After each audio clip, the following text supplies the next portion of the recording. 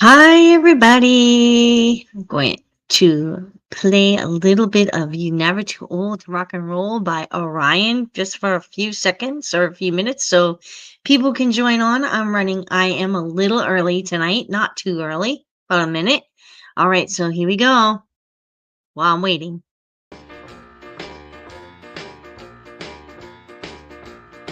Well, we've been rocking around the clock since 55. So let the good time roll one more time tonight. And when my hair starts turning gray, you're still gonna hear me say, you're never too old to rock and roll. I saw her dancing on my TV, American Bandstand. There was a whole lot of shaking going on all across the land. They said the fad would never last. After a long, long time ago, you're never too old, to rock and roll. Well, play me that rock and roll. Hi, how you doing It tonight? still thrills my soul. You're never too old. You're never too old to rock and roll. How you doing tonight? All right. Welcome, everybody. Hi, Tim. I'm doing all right, dealing with a little bit of an allergy or something that I usually get every year. Other than that, sinuses. Hi, Sandy. How are you tonight? So if I sound a little stuffy, that's probably it. Or sneezy or whatever. Hi, Julianne. Good. I'm glad you're doing well. Hi, Noki. All right. Hi, Francis. How are you? Okay. So we're going to do the next half of the chapter 2. I guess if you want to call it chapter 2, the chapter, The Truth. Hi, Jimmy. How are you? All right. So I'm going to, hi, Patrick from West Virginia. Well, hello, Patrick. How are you? All right. I'm keeping those people down in the south right now. Getting, I guess, getting a hurricane. So let's keep them in our prayers. Hope everyone remains safe down there. I know Florida and all those places. I think it's supposed to go up into Tennessee and all that kind of thing. So let's keep them in their prayers as they deal with that hurricane. All right. Okay. So I think we left off on this chapter, The Truth, it was called, and we were just discussing, she was just discussing about the autopsy and why it was put under wraps, basically. And I think we finished with the fact that she said the book, The Shroud of Turin, was on the chair in the bathroom, and she's like, the Shroud of Turin wasn't even out yet at that time.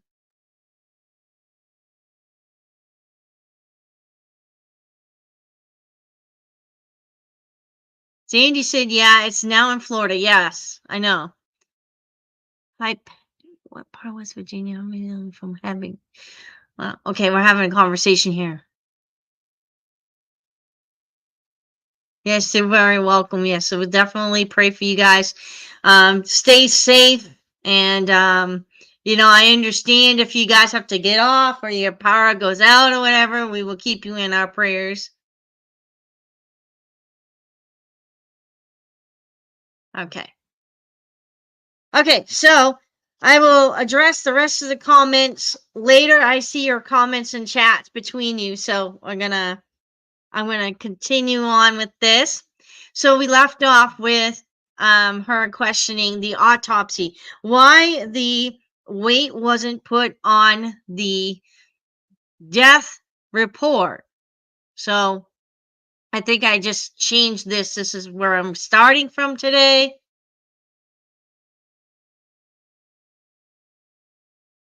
Good. I'm glad your power has not gone out. I'm thanking God for that. Some people are bracing for that, so I will understand if you guys end up not showing up here or something's happened or whatever. But yes, we'll keep that all in prayer here. All right. So we're going to finish this chapter. It's quite meaty. So I'm going to do the best I can to get this done so we can do some chatting afterwards, maybe. Okay. So I think she was talking about how that Vernon wasn't that smart to know about an automatic out. And he was not even at the hospital. Vernon wasn't at when the autopsy was done. So from what she had learned, Vernon was not that educated. So we're going to just pick up from there. Okay. So I'm going to actually enlarge this so that I can see it. Here we go. So she said, well, from what I've learned, okay, during the 2020 hour show of the cover up, Geraldo Rivera pointed out that the contents of Elvis's stomach had been destroyed before the autopsy and that the police had closed the case the night of the death. There are those who argue the reason autopsy remains were destroyed and reports sealed is because the family did not want the world to know that Elvis misused drugs. In the book Elvis, What Happened contained page after page of Elvis's drug misuse.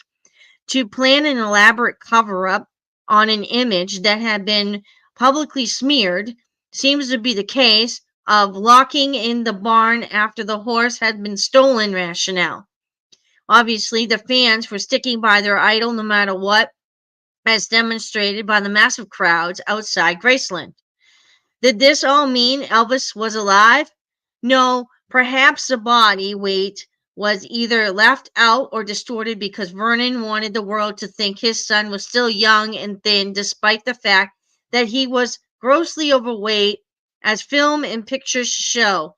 In fact, he was grossly overweight only hours before. Therefore, no one would have been fooled. So why? And if we're to believe that there were multiple plots for multiple of reasons, such as misspelling the name on the stone because Elvis is elsewhere, or the contents destroyed in the medical examiner's report altered because of image, we are still stuck with the question as to who orchestrated the cover-up. Vernon was suffering from heart trouble and in ill health. He doesn't strike me as the sort to go to such extremes. So then she goes on and she states that there was only one person smart and bold enough to do this, and it was Elvis himself. Because he knew all about pharmaceuticals. So that's first thing that she has stated is that his stomach was pumped out before the autopsy. But there's one other reason that she would say, when she would say something, and that is further down in the chapter we will find that out. She said the weight is missing, and the reports, both of them were filled out in October, which we read last week. And if you look on the slide here, underneath it says weight and it's blank. This is a copy of the blank that she's talking about. Her conclusions were that Vernon was not educated enough to know about the out. He wanted his son to be remembered as thin, and he had heart trouble. So she states that E was smart enough to know about these things. So we're going to go to the next slide. It gives you more information. Now, Elvis was very smart. Okay. So I'm going to just give you like a little snippet here. She had written, he knew about pharmaceuticals, illusion, and mysticism. Okay. So he did study mysticism. And she said that he visited Memphis Funeral Home late at night, taking friends with him. Not only did he know about embalming, about how long the body would take to deteriorate, but he also knew which kind of drugs would intermingle safely with another. And he could have taken one or more drugs to induce a coma-like state, but he would have needed the assistance of several friends, a doctor, and even perhaps the colonel. Now, he did state here in his book, The Truth About Elvis Aaron Presley, in his own words, that he had an injection that looked like he was dead, but the people closest to him knew better. So he just flat out admitted here that he had taken some type of injection to put him in like a comatose state.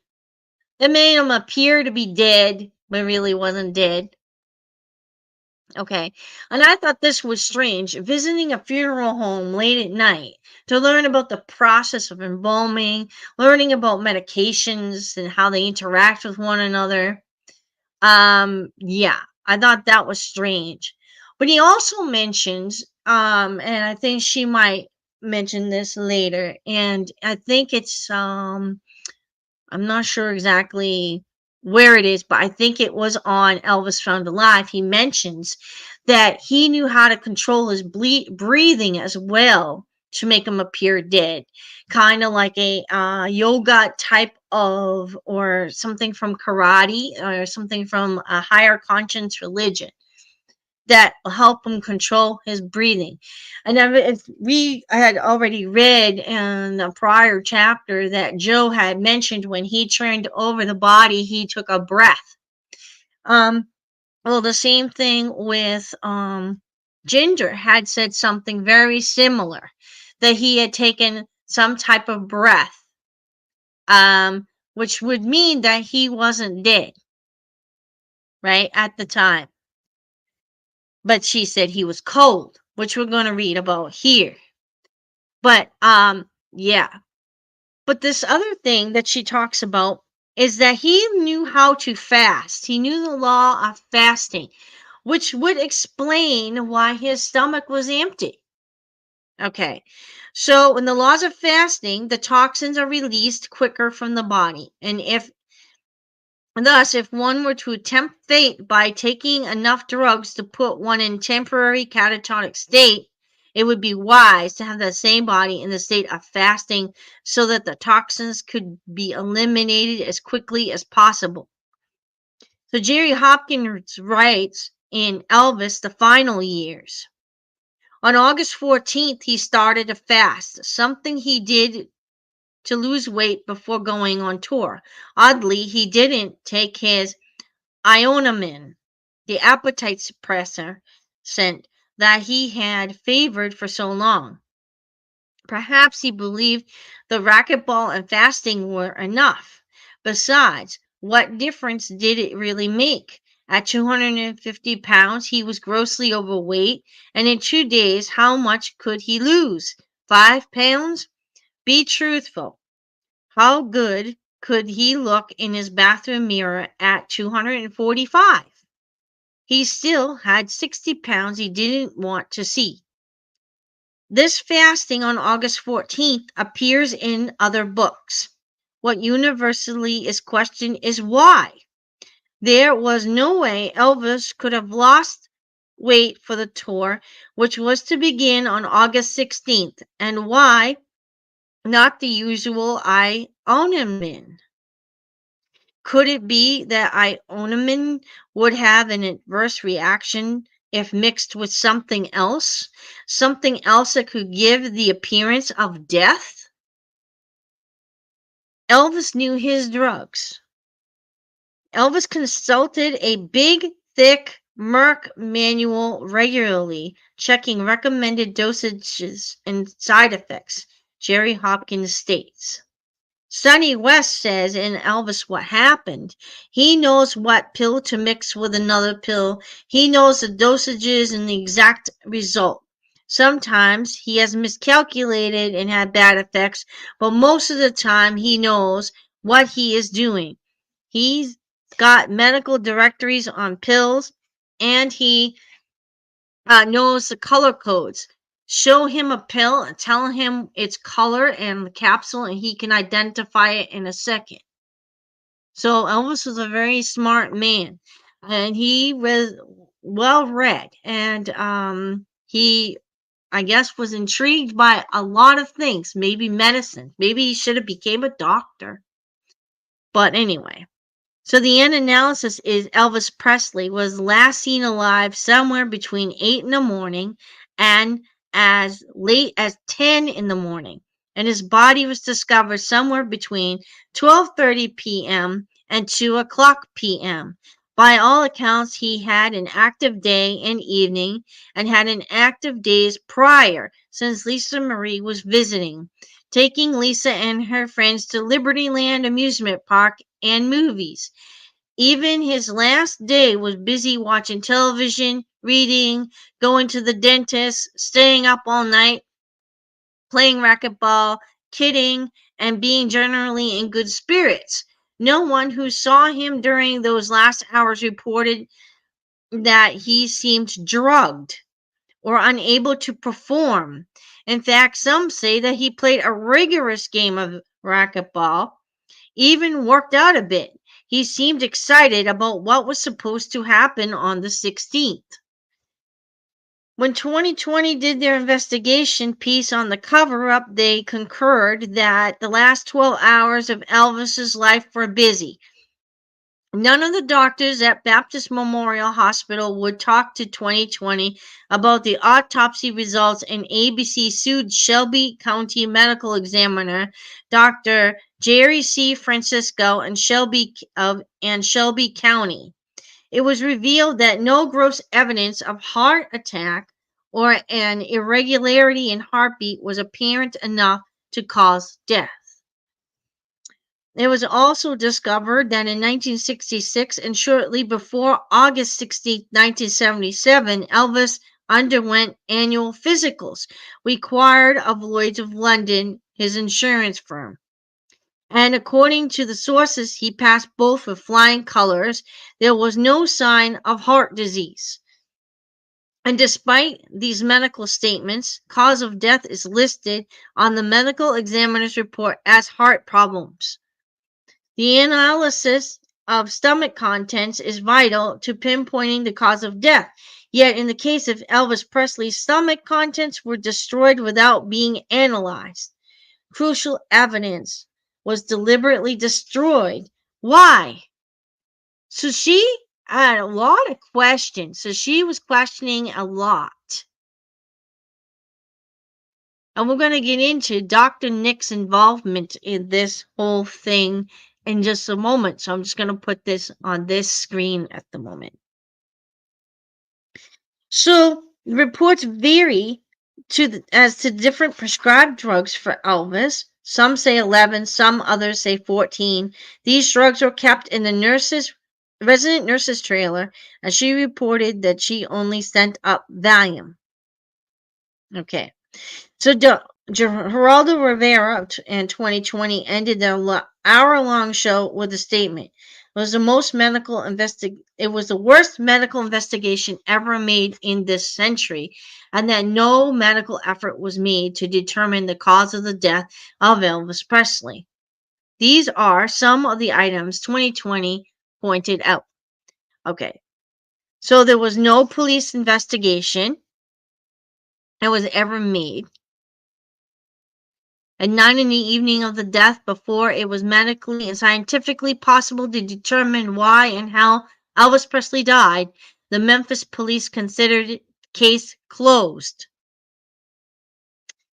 And it said that, according to another report, it was 8:10 when the body was removed from Baptist Memorial and taken to the Memphis Funeral Home, which is owned by a friend of the family. And Elvis was a patron of the Memphis Police Department. He wore its badges, its police uniforms, and wanted to be a police officer, and he often went out on drug busts in disguise. So Jerry Francisco said the search was made at Graceland for drugs, and there weren't not any. However, a man who worked for Francisco stated no search was made at the nurse's trailer where all the drugs were kept. Number 3 were the stomach contents were destroyed without ever being analyzed. And I firmly believe that if he's in a fasting state, there probably wasn't anything in his stomach other than whatever medication he took for whatever reason, whether it was a sleeping pill or a vitamin or whatever. All right. There was never ever a coroner's inquest.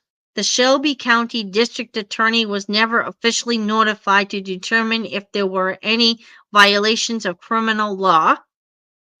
No attempts were ever made, even after the toxicology reports, to find out where Elvis had been getting all the drugs listed. All the photographs taken at the death scene, all the notes of the medical examiner's investigation, all toxicology reports allegedly prepared by the medical examiner are missing from the official files. And officials of the county government believe there has been a cover-up. So there is very little evidence to prove that Elvis Presley died because all the documentation is either missing or destroyed. And these same officials have stated the truth be brought out, that the public should not be deceived any longer, but it never happened. And the autopsy is still locked under lock and key in a box somewhere. So both Dr. Nick and Dr. Francisco named appear on the medical examiner's report. Elvis was very close to his personal physician, Dr. Nick. And Elvis loved the man, and Dr. Nick loved Elvis. Would Dr. Nick have agreed to help Elvis with escape to freedom? Well, ironically, in her novel, she mentions that the doctor her novel Orion was written before Dr. Nick faced criminal charges, and the doctor helped her superstar singer with his death plan. So it is reported that Dr. Nick was in serious financial trouble in the 70s. He had a $5.5 million professional building he had invested in and only 1/3 occupied. In 1975, he had borrowed $200,000 from Elvis, and 2 years later, another $55,000. And he was deeply indebted to Elvis Presley. In fact, much of his professional income may have depended on Elvis's family, and friends. And he also loved Elvis like a son. I find it easier to believe he would have helped Elvis escape rather than kill him with pills. And a lot of people are not alone in that fact. As a matter of fact, I think Jessie had mentioned to Linda on her site that Dr. Nick got punished for something he really didn't do. And he felt horrible that he had to take that kind of punishment from the courts. But there was nothing he could do about it because technically he was dead, so he really didn't have a say. Sorry, my throat's dry. All right. So they said that after Elvis Presley purportedly died, Dr. Jerry Francisco said he performed the autopsy. He stated that cardiac arrhythmia was the cause of death. Now, Morris Elliott, the vice president of Baptist Memorial Hospital, has been quoted in various publications stating that Elvis Presley's vital organs were never returned to his body. Elvis was buried without them. Why? Or was there an autopsy? And if there was, on whose body was it done? So Ginger Alden is also quoted as saying that she found Elvis, she reached down and touched him, and he was cold as ice, which she did not find unusual and instead found it typical since Elvis preferred rooms where the temperature had been forced down 20 degrees by powerful air conditioner. I don't know if he still likes his rooms cold. I know he can't handle the cold, so I don't know anymore. But anyway, she in fact states that she thought he was alive. And my point is that there are many different stories about the condition of the body, the times involved, whether he was dead or alive, whether rigor mortis had set in or not, the color of his pajamas, whether he was wearing them or not, the title of the book he was reading, where the book was found, the position of the book, and for that matter, whether the body that was discovered was really Elvis. Now, I wanted to talk about the book for a moment because I actually read the ending to uh, Ginger's book, Ginger and Elvis, or Elvis and Ginger, and their story. And she was saying that the book that he took into the bathroom to read was something like psychic energy, something to do with psychic energy, which I thought was quite interesting because everybody else said it was the Shroud of Turin. So who is correct? All right. The Shroud of Turin wasn't published till after 1977, 1978. So hers was probably correct. But I thought that was quite interesting that she used that book as the book that was on the chair, not the Shroud of Turin. Larry Geller said it was the Shroud in the this book, If I Can Dream. And a couple other people said it was. So it's quite interesting. Okay. As stories continually change, those who questioned openly in 1977 refuse to talk now. So there was an excerpt from my interview with between a reporter and Dr. Vasco Smith.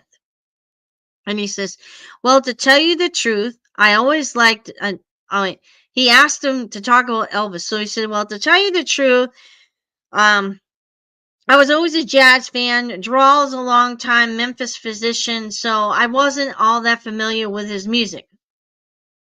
Fine, okay, but Dr. Smith, weren't you the county commissioner at the time of Elvis's death and autopsy? And then he says, oh, he said quietly, well, that's all over with. I don't have anything to say about that anymore. But several years ago, you did tell a nationwide TV audience that you thought there had been a cover-up. I really don't have any comment. So they're kind of forced to say nothing. All right. So many of his fans, okay, national fan clubs have telephoned Gail concerning Orion and concerning their belief that Elvis may have hoaxed his death. So one club in particular, called the Elvis Special, was very helpful to her. Maria Columbus was the co-president and supplied her with valuable information. And I think Maria Columbus was the one that supplied um, the Elvis tape as well. And independently, they have been investigating the death of Elvis. And they also responded to the 2020 investigation with the following. Elvis was in pain. He had to take medication. Elvis had a very library of had a vast library of medical texts. He knew exactly what he was doing. He knew his medicine. The migraine headaches alone, due to the glaucoma, would be enough to warrant medication. But like we had covered in the prior video last week or the week before, he had those spine fractures. He had way more problems than we thought. His generosity is being turned into selfishness, given only to receive favors of drugs and women. It is alleged that Elvis was shooting up. Yet why were there no needle marks, nor were their nasal membranes burned out? Had he been sniffing? How could Elvis have consumed thousands of pills and still perform such grueling tour schedules? Especially in the last 2 years, his body would have been incapacitated. Elvis took prescription drugs for a variety of problems: a twisted colon, which we talked about, the glaucoma, and high blood pressure.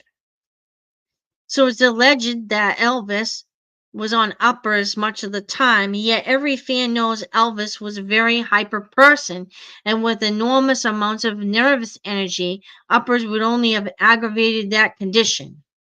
And if Elvis had taken as much medicine as alleged, how did he manage to play racquetball for hours? Large doses would have knocked him out flat. So they weren't buying it. I mean, the list of medications was really ridiculous. You can get the list of medications somewhere online. Um, they were high doses of like all these different things. There was codeine, which he's allergic to, on the list, and there was a bunch of other pills and stuff. I don't think he would have been able to function if he had taken all those pills, even play racquetball. So it's apparent that the fans give Elvis the benefit of the doubt, and it's true they do not want Elvis's image destroyed, as stated in the Elvis special. They said, "We were the ones who watched Elvis day after day. We were the ones who followed Elvis for 25 years. We were the ones that went on the tours, to the concerts. We were the ones who saw the entire truth. We lived through it, not 2020. And regardless of who has complete truth, it's the fans who played a major role in the destiny of Elvis Presley, and it is many of the same fans who believe Elvis Presley never died on August 16, 1977. 2020 asks questions, and so do they.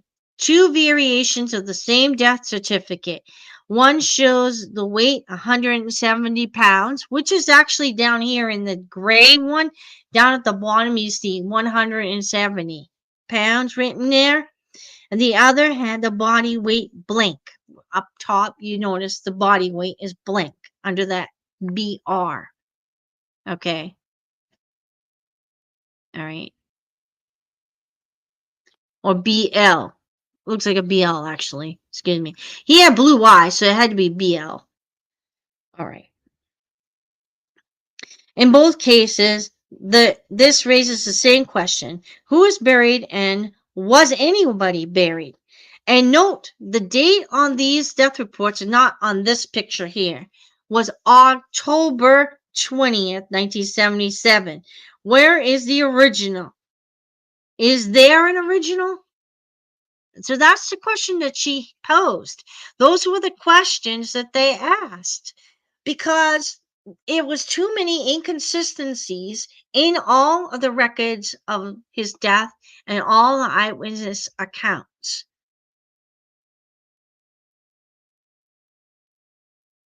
Okay. So the next chapter is going back into the two Orion singers. So that will be interesting to read. Next chapter. Another Orion? That is next chapter, which will be next week. All right. So I think I had stopped at Sandy, and she said her power had not gone out, and that's great. And Patrick saying, Beckley, sorry. Be safe. Love everybody. Patrick. Hello, Patrick. All right. Thoughts and prayers go out to all. Yes, exactly. TCB. All right. Elvis Presley's last book before death. The book Elvis was reading at the time of his death was A Scientific Search for the Face of Jesus. Okay. So that makes a big difference because Gail had a different one. So Gail wrote this one. She had a different book listed here. And I think, I don't know, that Larry had written down, but yeah. She had The Shroud of Turin by Ian Wilson, which is dated 1978. I think they're both about the same thing. But according to Ginger, it was psychic energy. So we don't know what it was really. I think that's what she said. Something like psychic energy in her book, which is kind of interesting. Hi, Barbara. That's what Google, that was Google. So who knows? Exactly. Who knows? Exactly. Um, I'm at a loss because, like I said, um, there are different records of everything. Why did Elvis have his gold tooth pulled? Okay. So he said he went to the dentist to get his gold tooth pulled. I think it's in here in his book. Let me see if I can pull it up for you and read it. Read that so she can get he can get an idea.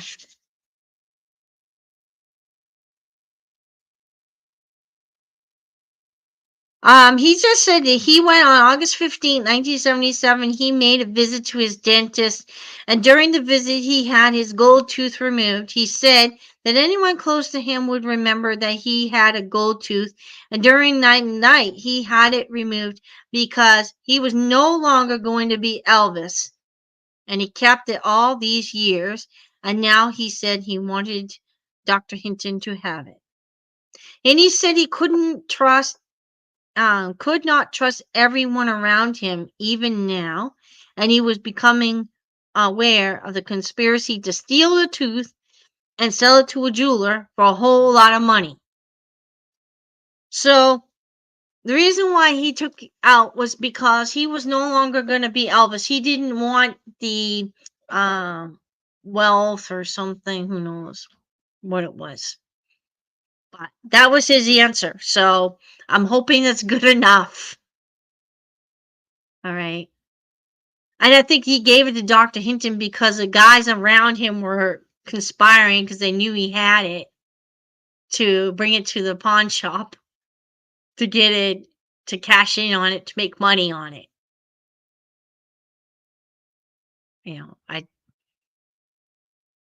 All right. I hope that answered your question.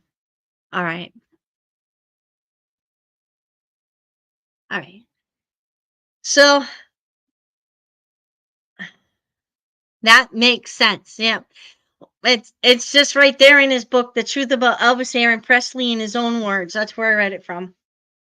Actually, I have a whole video series on that. I'm getting hot, so I'm gonna take this off.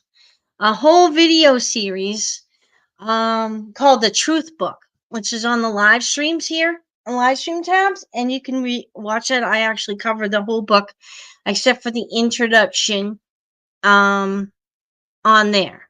I do the introduction and some other videos, so that's why I did not do the introduction again, because I figured people could watch one of the numerology books or what he told his friends, maybe a couple other books. I did the introduction. So, all right. But if you want to check that series out, you can, and you'll get the whole entire thing. All right. Why he did what he did. Okay. So, all right. So I'm going to finish the rest of that song I started. Now this is an Orion song. And so it's called Never Too Old to Rock and Roll. It sounds a lot like Elvis to me. But let's do this. Are you going to watch Oprah's interview with Riley? Yes, I am. I'm not sure if I'm going to actually watch it then and or tape it and watch it later. But I think the vice presidential debate is before it. If I remember correctly, let me see. It's on the 8th, right? Let's see. Look at my schedule here. Yeah. It's on the 8th. No, maybe not. Anyway, yes, I'm watching it. It's on October 8th. that I know. My husband told me about it, so he's gonna DVR it for me probably. And it's a Tuesday night, so you know, yes, okay. So I wasn't sure if the vice presidential debate was that day or was the first. I can't remember now. But I'll probably be watching that. So I'll go on live on Thursdays anyway, here on YouTube or Sunday. Sometimes I'll go Sunday too. So, all right. So I'm going to finish this. Well, I'm going to just finish the song and then any other comments I will address afterwards. The debate's on the first. Okay. So, right. That explains it. Thank you. I don't watch a lot of TV. So, Elvis's 90th birthday celebration at Graceland in January. Yes. I actually I watched the last 2 years on live stream. I watched it on Graceland on Facebook and everything. Yeah, it was quite interesting. Thank you. Thank you. All right. And I'm probably going to look forward to seeing the 90th birthday. It's going to be interesting to see.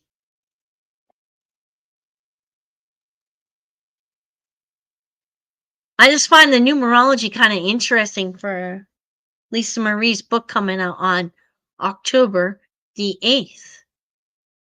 I don't know. That's kind of weird that things come out on the 8th all the time. So, all right. So I'm going to finish this. If you guys haven't subscribed, please subscribe, like, favorite, share this video everywhere. All right. And so here we go.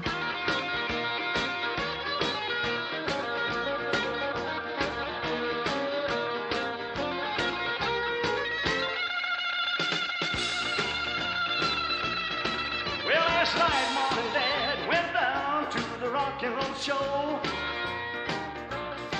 It was a revival, so her mama took the Bible and said, let's go.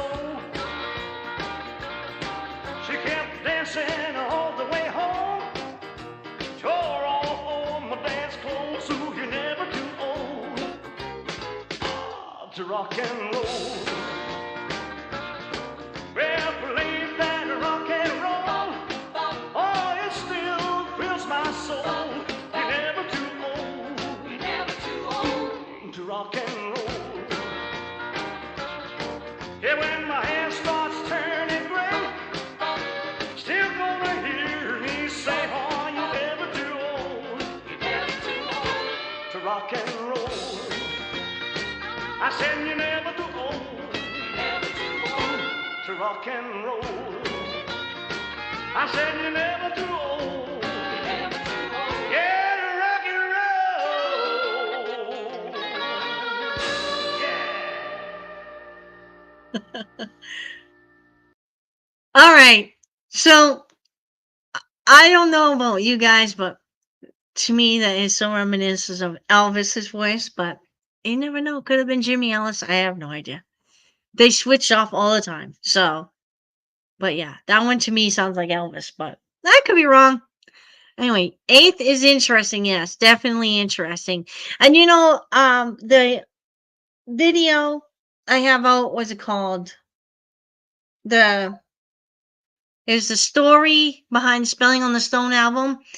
The actual songs came on December the 8th. It was quite interesting. Every time the 8th comes around, it seems like that's the date for everything is the 8th. So, good night, Francis.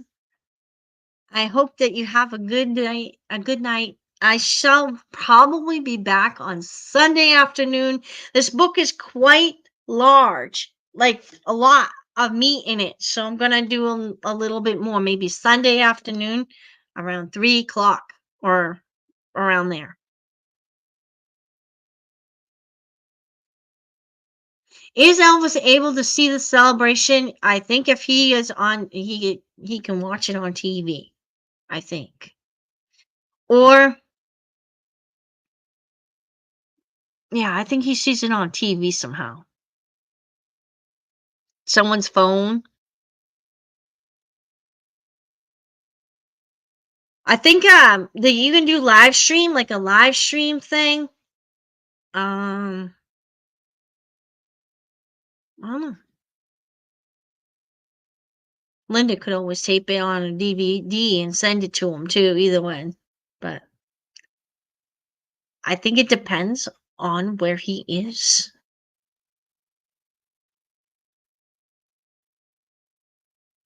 Oh, I hope he can. Yeah, me too. I have to think now. His last birthday, we hadn't heard from him in a while, so we weren't sure. You know, I'm assuming he's all right. But I could be wrong. All right. But I know that he celebrates his birthday. He spends time with his family and an undisclosed area. So we don't know where it is, but usually someplace warm. He will look for him. Well, I'm not sure if he'd be there anymore. You know, he has stated numerous times, especially um, actually in his book, that EPE doesn't want him anywhere near the mansion. So if he does go there, it would be at night. But I don't think he's been going there lately. I don't think he's well enough to go there much anymore. If he does, it's with a lot of with people, and at night it'd be like, when the museum is closed and stuff. All right. So I don't know where he is, so I can't tell you. Who knows? Maybe he's there now. I don't know. Really, I honestly don't know. So don't blame him. Right. So EPE has said you don't want to take chances because see the thing is if they get caught with lying to the public for 47 years, um, you know, yeah. Has he hung out upstairs before, right? I heard that he did, but I'm not sure now if he's ever done it. Um, I've heard he's gone there for like Elvis week and stuff like that, but it was like earlier in the like earlier 2000s, like 2012, 13, 14. Now he doesn't go there that often. If he goes there, he doesn't tell Linda. And if he goes there, he probably would not be out in the open during the day. He would be somewhere. Um, and of course, walking is a challenge for him now. So, or standing too long is a challenge for him now. So, I'm not even sure if they have elevator in there yet or anything. If you know what I'm saying, because I think he's pretty much somewhat in a wheelchair. That according to Linda, he goes in a wheelchair quite often. Um, not all the time. Just when he's tired and can't walk anymore, he'll take a wheelchair. Right? Yeah. I think he was able to a long time ago, but now I don't think he does. I don't think he goes near there now. I'm sure he's so humbled by how much love we have for him still. Yeah, I think he is. I think he's very humbled. I think he's surprised because he's like, I don't really understand it because I really didn't do much. Like he didn't think that touring and recording all those albums before he passed away was anything important. I don't think he realized how important he was to his fans. It's not just like because they wanted wanted something from him. It's because he just connected with his fans in a way. His music resonated with anybody. Like to me, I mean, even I mean, his music resonates to me today, and this was like 40 something years ago. You know, I was only 7, barely 7 when he passed, or his image passed, but his music still affects me today.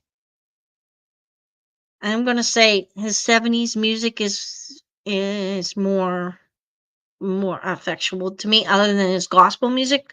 Absolutely in love with his gospel music. So,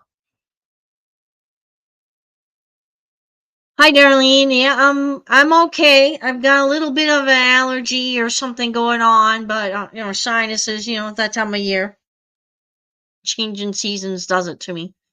When the cold comes, I get like really bad, like sinuses and headaches. But other than that, I'm doing good.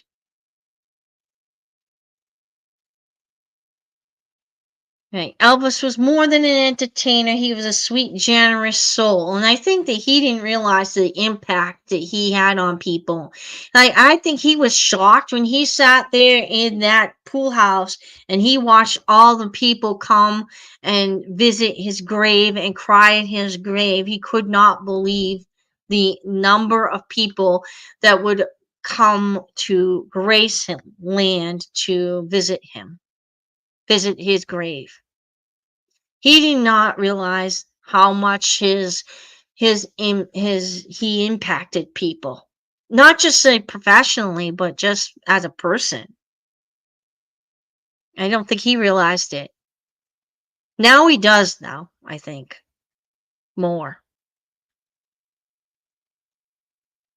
but and I think also he did continue to entertain us, but he did it in a different way after his death, and he did it his way. Like he wasn't bound by contracts, um and he wasn't out for fame or money. He wanted just to entertain, because that's all he did for X amount of years, as Elvis was entertained.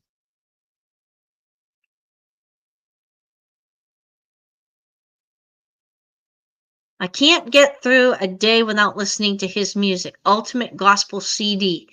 Yes. And I really do like the reissued version of No One Stands Alone. That whole album is just spectacular, especially the duet between him and Lisa Marie. Yeah, I mean, it's excellent. I don't know what they did, but the voice is just so, I don't know if it's the digital remastering or what, but it's just amazing. Or the music arrangement must be different, but it's just as amazing as it originally had it. They originally had it. So, but I haven't looked into the other one with the digitally remastered, because I think I have plenty of other songs by him that they kind of repeat. So I'm like, I didn't get it. So, the new one, the Nashville one. Yes, his gospel music deeply touches my soul too.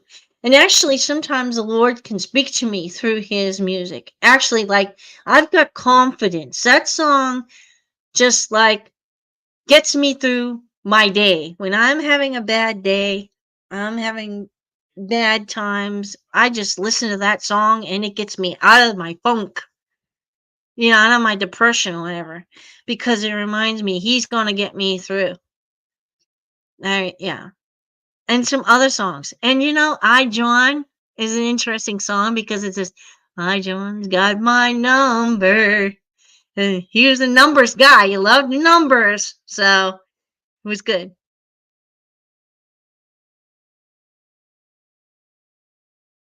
Where can someone get his albums? Like, I mean, I just got his new album. I mean, I got it on eBay. I mean, his new gospel album, but you can get his other albums. He's got a new one out. They remastered it. It's on all digital. like iTunes, Amazon Music, regular albums, probably eBay, Amazon, um, wherever they sell Elvis albums. And I think they have a new one that digitally remastered called Nashville. There's like a compilation that just came out like last week or a week before, maybe a month ago. And yeah, I haven't got that one, but same. Amazon, yes, Amazon, and I mean, I got my I had to think now. I got my album for my birthday, the gospel album, Where No One Stands Alone, on eBay on my birthday, brand new, never been opened. As far as like this kind of stuff, like Orion and Spelling on the Stone, Civil Nora, I got that on Discogs or eBay. I can read. I'll Never Walk Alone, played it on repeat today, gave me hope. Been praying and praying. Spotify can order CDs online. Yes. I bought the CD because my car doesn't have Sirius radio. And I love Elvis. The Elvis radio. I don't know if anyone else has that in their car. But I do a lot of delivery driving. So just to crank Elvis Presley all day long for 4 hours, I'm like, yeah. That and of course K-Love. I gotta change it once in a while. I do some contemporary, but yeah, I love Elvis Presley's music, especially his gospel. You can order through Graceland's site, but price is tripled. Yes. So your best bet is probably get it on Amazon, and you could probably get those the newest ones on Walmart too, or something like that online. You could look into that.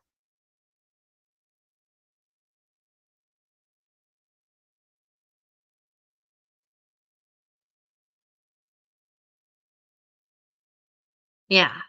I think I uploaded mine on iTunes as well. So I have what's the one I have on here that I listen to quite often? 1 second, I'll tell you. A compilation album. I did do Where No One Stands Alone as well album on iTunes. A new 2018 version. And the full album. You can get it on iTunes and just play it on your phone if you have that. But I think it's this one. Elvis Presley Platinum, A Life in Music. Came out in 1997. Has quite a few songs on it. Some I never heard of either. Some I never heard. So I listened to that one. I want to listen to some regular Elvis, some old stuff. That's what I like. Looks like this. I don't know if you can. Might be able to get that on eBay or Amazon too. That one. So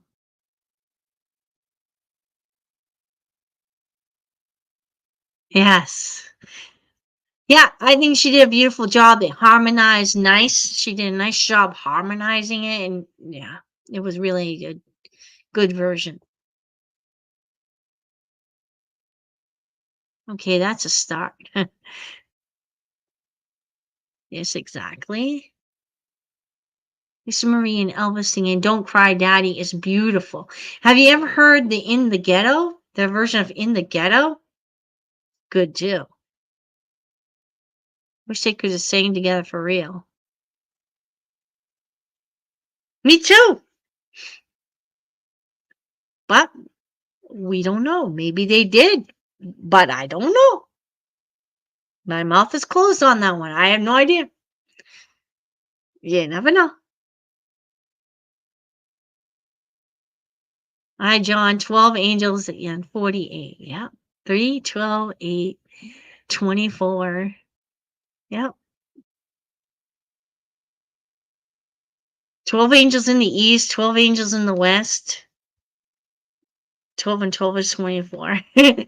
North and south, you know? Oh, yeah. He was a numbers guy. He loved numerology. And 24 was the number that he liked. That followed him. Yes, love it. Their duets are amazing. Yes. Yes, they are. I think they had another one. They did a remastered one with him a younger voice, and they did. I can't remember the name of it. Um, it's not as good because it was like his really young voice, and they just I don't know. Anyway, still good. She was a good singer in her own right. Now she's at peace. I'm hoping. I wonder what got him so interested in numerology. Hmm. Well, I can say that a lot of biblical prophecy they use numerology. A lot of like Hebrew numbers have meaning. Like I think if you're into this, you can watch Amanda Grace. She does a really good job at describing a lot of things about numbers. She's really good at it.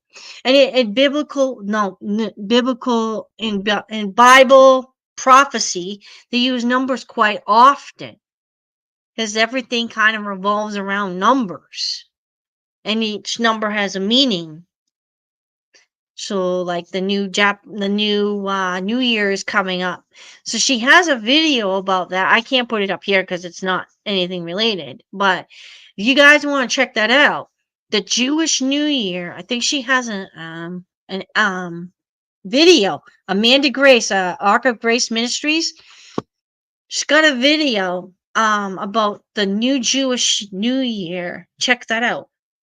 And one of the symbols I think the new year is 5785. Look at I think I put this on the community. Look at the number 8. And what she said the number 8 meant in which is Chet. It's a symbol that Elvis used a lot on his necklace. I don't want to call it necklace, but chain with a charm on it. And the chart was Chet. And it was number 8. Check that out. I think I have it in the community section. He wore that with the sundial suit, and the sundial suit had something to do with numerology as well. Everything he did in his life, he planned with numerology. He was big into numerology, but he was also big into other occult type of religions. He was open to everything. Christianity was his main religion, though. But numerology was a big factor in this whole entire uh, death plan. So it's interesting, but everything he does is done with numerology. And it's quite interesting every day. Even like I think Linda had mentioned this, and I'll read. I'm going to tell you this. I had read it on her site. It was about numerology. I believe it was in the numerology. You can get it on her site. I'll give you the URL so you guys can look that up when you want. Okay. So this is this is lindahoodsigmundstruth.com. This is where you'll find information about Elvis today. He calls himself Jesse. But anyway, there she has this thing about numerology because in his book, this book here, he talks about numerology, how it was used to plan his death, everything. Okay.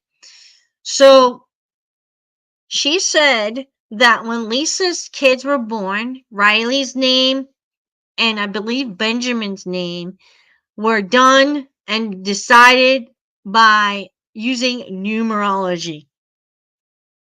So he kind of had influence in the names of all of his grandkids.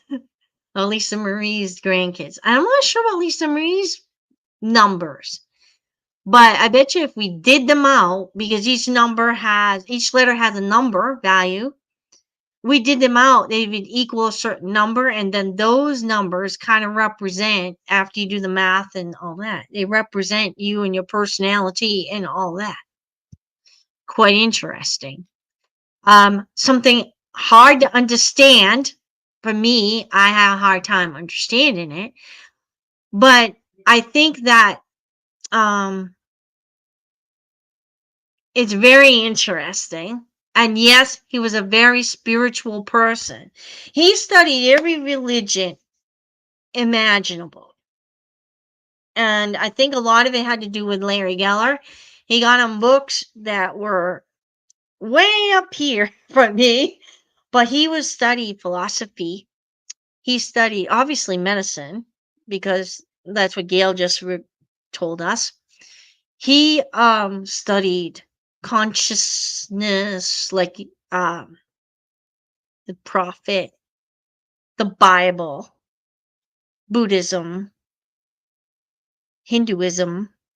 He looked into that. Um, Not all of it he believed. Just I think some other stuff like his purpose in life. He was searching for answers. And I think a lot of like meditation or yoga, and of course karate has a lot of Buddhist themes, not themes, but how I want to say it, control, like you're controlling the thought processes in your mind, that type of thing. Hard to explain, but Eastern, um, it's a Eastern thing, from China and all those areas, So karate had certain things too.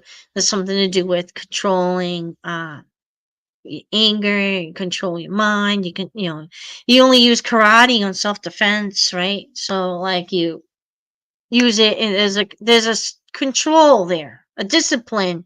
I think that's what I want to say, a discipline. So he learned a lot about different religions, but I think Christianity won, obviously. And then I think now he uses numerology in his reading his Bible, understanding it better. But anyway, so Amanda Grace is a person to look at if you want to know about what the Jewish New Year, because they have different numbers in their New Year, what it means and where it fits in the spiritual world.